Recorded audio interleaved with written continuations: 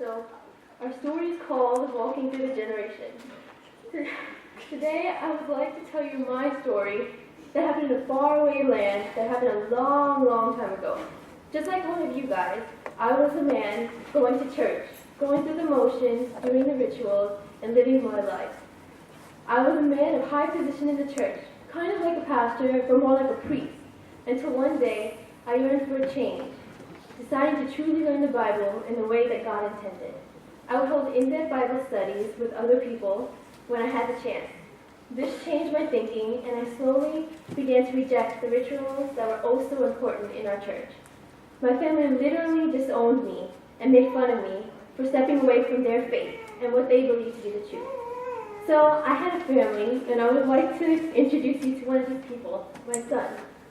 Hi guys. Now I was a true believer of God and did everything I could to evangelize, even if it meant to walk miles and miles in the hot sun, preaching to anyone and everyone on the streets. People ridiculed me for being too godly, and they even called me Babylon. But that didn't stop me from doing what God wanted me to do. I always stayed faithful to God. I was a farmer, and even though I had very little food to eat, I would make sure to feed my fellow pastors and believers.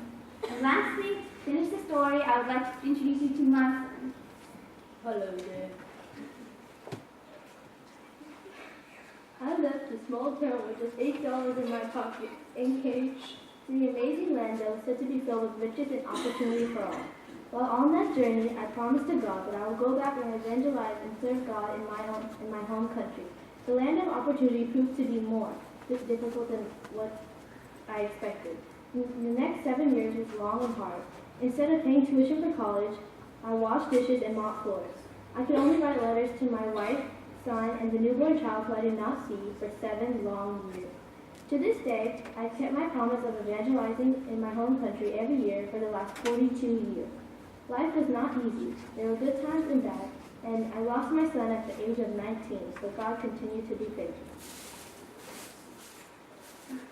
Now you are looking at the 5th generation of the man who stepped away from their faith. We, his great-great-grandkids, have more clothes, more food than what we can eat, and let's not forget the many gadgets that make our lives 100 times easier. All of you that are sitting here have a story to tell. Your great-grandfathers, grandfathers, fathers, and mothers have made great sacrifices in their life, but remained faithful through it all, doing what God told them to do. Because of their faithfulness, you and I are blessed, not just with material things, but with spiritual blessings as well. Although things are changing, we have to be responsible to spread the gospel, encourage and serve others, and work for the Lord in whatever ways we can. And one verse that I really think helped our family is Matthew 6, verse 33, and it says, "But seek ye first the kingdom of God and his righteousness, and all these things shall be added unto you." Thank you.